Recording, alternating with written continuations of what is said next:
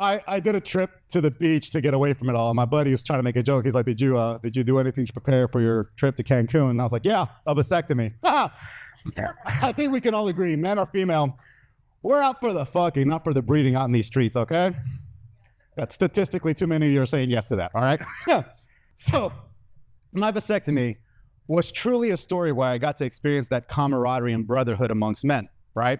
I asked men of all ages, both professionally and personally, and they all gave me just about the same advice. Chico, do what the doctor says.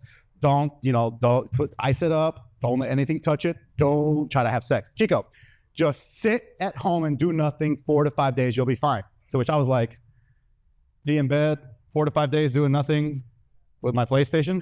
Bitch, please. I'm a millennial. That's child's play. What they didn't warn me about were the pre-op and the post-op meetings, right? So for the pre-op meeting, it was open mic night. I had no new jokes, so I was going to have to come up on stage and do something that I hate, which is repeat jokes, says the person who's been up here for an hour repeating jokes. And I get a call. It's the doctor's office, and they're like, hey, the doctor wants to see you for a pre-op meeting. No one had warned me about this, so I thought it was like paperwork. So I go over there, and I fill out my paperwork, and she was like, oh, okay, the doctor will see you now. Oh, okay, cool. So I'm sitting there. He comes in, and he goes over all the same thing that my friends told me. Stay in bed, don't let it touch you. Sure. And then he goes, all right, it's about this time that I ask you to drop trowel. Oh, okay. So I drop my pants. He gets down there. He grabs one of my boys, bare hands, by the way. And from down there, I hear him go, you're not going to like this. What? You never want to hear that from someone holding huevos, let alone your huevos. He goes, I need to check for hernias. How are you going to check for BAM? And he slams my ball to the bottom of my stomach. And then he goes, cough! Again. Now the other one. BAM! Cough! Again. I don't think I can. I swear that doc could have been like, cough, bitch. I willingly did this to myself. And then I had something to talk about on comedy night that night.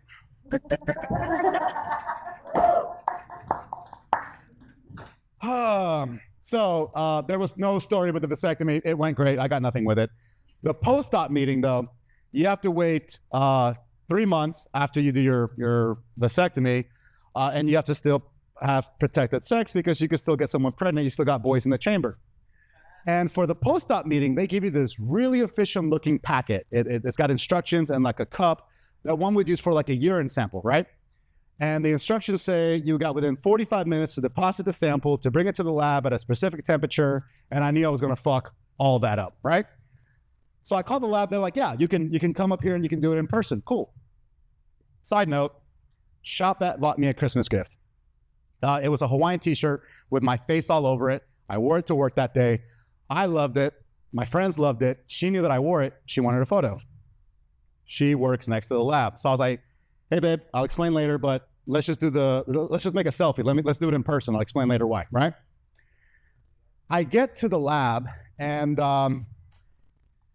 they're only open Monday through Friday, 8 a.m. to 4 p.m. Yeah, asshole. I'm also working during those times. So I get there and the young lady behind the counter looks and sounds like she hates everything about life. Are you here for the semen analysis, sir? It's okay. I'll take you to the back room. And the movies make it sound like the back room's like, it's got like a bed or a couch and movies and magazines. Nope. It's this tiny little strip mall office with this tiny little hallway leading to this tiny ass bathroom. Sir, when you're done with your sample, please put it right here. And then she walked back to her office. Hey, I get it. It's awkward enough. We both know why I'm there. Plus, as I mentioned, they were only open the same times that I'm working, so I have to do this during my lunch break, right? So it's 22 minutes to get there, 22 minutes to get back, so I'm kind of in a rush, so not helping. All right, no magazines, nothing. I guess she figures every guy that exists and has an iPhone or a smartphone ever since like 2008 when they came out. So I pull out my phone, I pull out my favorite spicy site. And what happened next, I had to go back to my OnlyFans X and ask, because that same site back at my place, my Wi-Fi, my IP address, I guess it remembers what I like. You know, the two amateur casting, the two girls with the one guy. Anyways. However, I wasn't at home. I wasn't in my IP address. So I guess it's going to pull what the local populace is into. And the top 3 videos that came up were transgender porn, man begs to be pegged, bisexual males. What the fuck, Rapid City? Am I back in New York? Not helping. So I quickly pull up my favorite video, you know, the amateur casting with the 2 girls and the one guy. Anyways, right? And I hit play. And I forgot to turn the volume down. So this tiny little office with this tiny little hallway with this tiny little bathroom, and all you hear is amateur casting on full fucking blast. Ah, not fucking helping. And I'm literally sitting there like, ah! And I managed to furiously procure like the most minimal amount one could possibly give. The lab wants you to refrain from touching yourself 2 to 7 days so you can give enough of a sample. And I was like, great. Watch me be the only Mexican to fail a fucking semen analysis of all things, a disgrace to my own people, and I have to come back and do all this bullshit again. All right, so I'm done. I got my sample. I close it. It's time for me to, I got to wash my hands. I'm in the bathroom. Where's the fucking soap? There's no soap. All right, so I'm trying to open the door without touching anything, and I put my sample where she told me to, and there's the soap. Oh. All right, let me explain. Some adolescent males, through a lot of trial and error, they will very quickly figure out why adult males prefer lotion and conditioner versus, let's say, shampoo or soap. Because if a little bit of shampoo, if a little bit of soap gets in the pee hole, you're going to piss out painful fire bubbles for a few days. And now you know something about my childhood. Yes! Adolescent misadventures. So I'm looking at the soap here and I realize, oh, I'm betting some poor bastard fucked that up, and that's why it has to be strategically put there. And that's why she looks dead behind the eyes. I wash my hands. I take my form. I bring it to her. She's at her desk. Thank you, sir. You'll get your results within 48 hours. Have a great day. Damn.